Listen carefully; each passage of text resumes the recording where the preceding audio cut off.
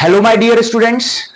So today we are going to learn about what are the factors that affect the climate per se. किसी region का climate किन किन चीजों पे depend रहता है, we are going to learn them. There are many factors which affect the climate and we will learn them one by one. The first one is latitude. What the latitudes are, you must be wondering. Let me explain this first. What the latitudes are.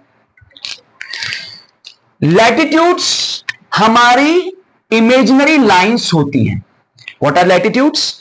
Latitudes are an imaginary line which divides the earth into different zones. For instance, first come equator.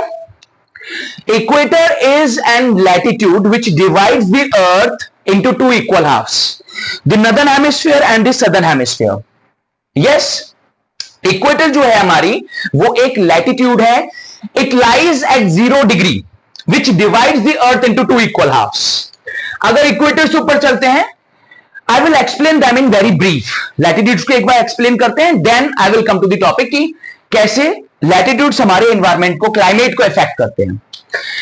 23.5 degree north, Tropic of Cancer lies in the northern hemisphere, and 23.5 degree south, Tropic of Capricorn lies in the southern hemisphere. Okay.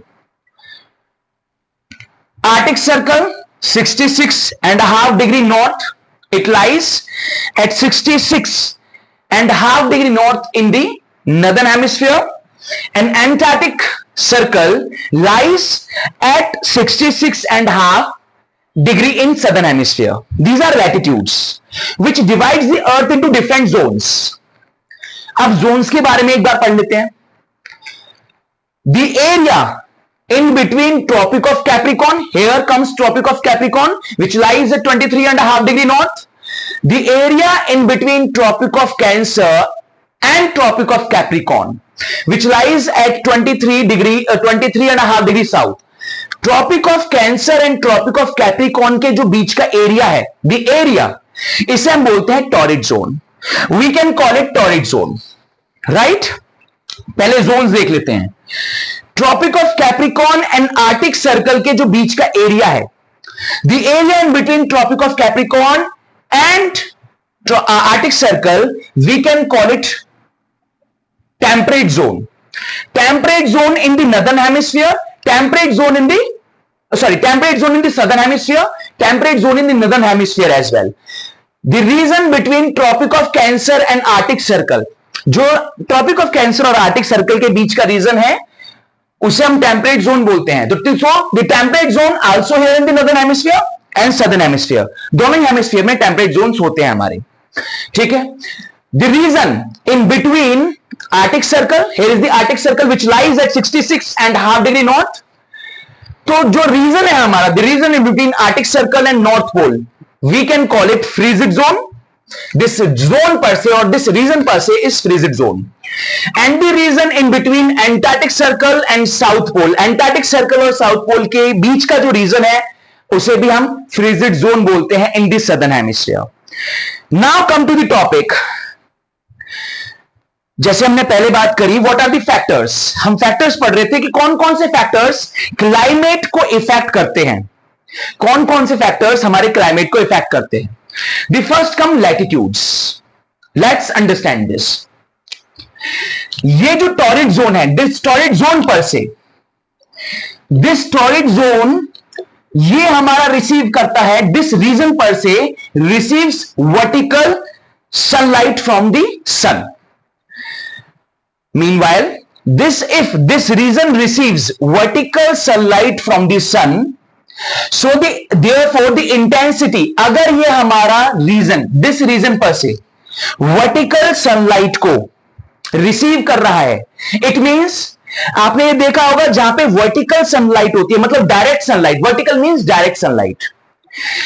Torrid zone जो होता है ये हमारा direct sunlight को receive करता है from the सन. अगर direct sunlight होगी तो क्या मैं ये बोल सकता हूं वो सनलाइट हमारी कंसंट्रेटेड होगी? यस, अगर कंसंट्रेटेड सनलाइट होगी तो क्या मैं ये बोल सकता हूं कि intensity of the sunlight is more? Yes, if the intensity of sunlight is more in this region, obviously ये वाला रीजन हमारा कैसा होगा? हॉट होगा. So the climate here is hot. यहां का जो क्लाइमेट होता है वो कैसा होता है? हॉट क्लाइमेट होता है. Because of the hot climate यहां पे क्या होगा? ह्यूमिडिटी होगी. कनेक्ट करते हैं, कनेक्टिंग द डॉट्स. हर एक चीज एक दूसरे से लिंक्ड होती है. हमने क्या पढ़ा? कंसंट्रेटेड सनलाइट है, वर्टिकल सनलाइट है, इट मींस कंसंट्रेटेड सनलाइट होगी. कंसंट्रेटेड सनलाइट होगी तो इंटेंसिटी ज्यादा होगी. इंटेंसिटी ज्यादा होगी तो यहां इस रीजन में गर्मी ज्यादा होगी. इस रीजन में गर्मी ज्यादा होगी तो इवापोरेशन ज्यादा होगा, है ना? इवापोरेशन ज्यादा होगा, ह्यूमिडिटी ज्यादा होगी. What do you mean by humidity?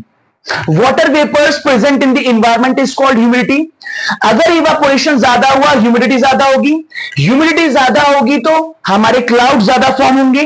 Cloud ज्यादा फॉर्म होंगे तो बारिश ज्यादा होगी. तो कैन आई से this that this region per से receive the highest rainfall? Yes और नो?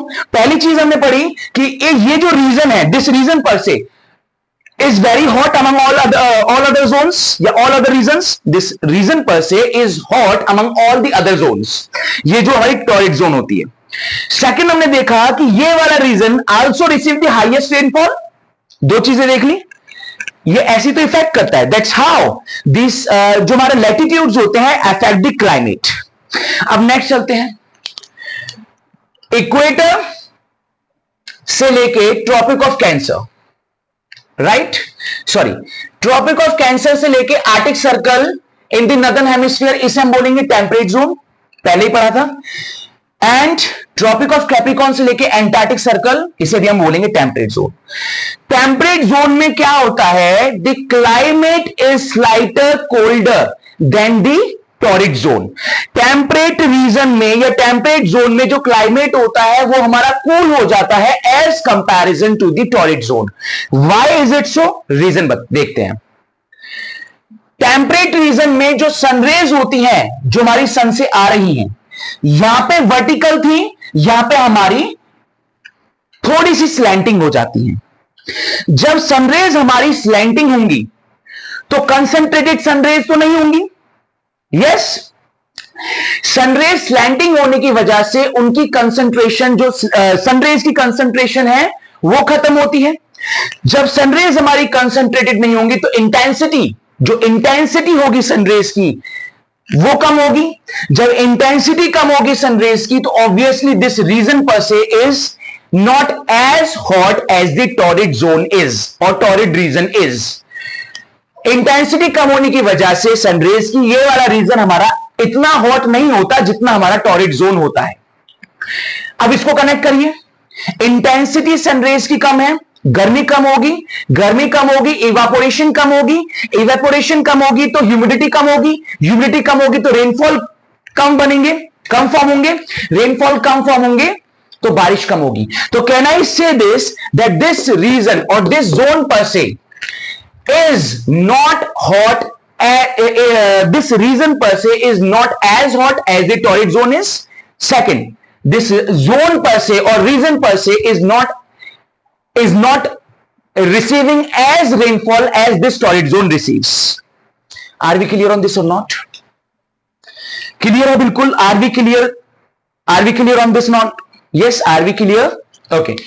Next आता है बेटा हमारा the region in between Arctic Circle and North Pole, frigid zone. The region in between Antarctic Circle and South Pole उसे बोलते हैं frigid zone. Frigid zone में हमारा टेम्परेचर बहुत ज्यादा कोल्ड हो जाता है because these regions in the northern hemisphere as well, in the southern hemisphere as well, ये जो regions है receives बहुत ही ज्यादा slanting sun rays. Slanting sun rays होने की वजह से कंसंट्रेटेड सनरेज नहीं होंगी. कंसंट्रेटेड सनरेज होने की वजह से उनकी इंटेंसिटी कम होगी. उनकी इंटेंसिटी कम होने की वजह से ये वाले रीजन्स कोल्ड होंगे. दैट्स वाई ये जो रीजन्स होते हैं ये हमारे यहां पे most of the time all of the time यहां पे बर्फ जमी रहती है.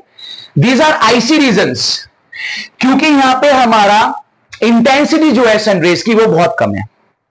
I would conclude myself, ये हमारे लैटिट्यूड्स हैं। As we go away from the equator, क्या मैं ये बोल सकता हूं जैसे जैसे मैं इक्वेटर से दूर जाऊंगा टेम्परेचर डिक्रीजेस? कैन आई से this? I would conclude my self here, as we move away from the equator in different zones, the temperature starts decreasing. Temperature decrease होना स्टार्ट कर देता है. That's how the latitudes affect the climate of these regions. Torrid zone is the most humid and hot, right? It experiences humidity and high rainfall. Temperate region थोड़ा सा कम होता चला जाता है. The temperature starts decreasing because of the slanting sun rays. And frigid zone बहुत ज्यादा cold होता है बिकॉज द सनरेज बहुत ज्यादा स्लैंटिंग हो गई, the distance increases. I hope are we clear on this? Thank you.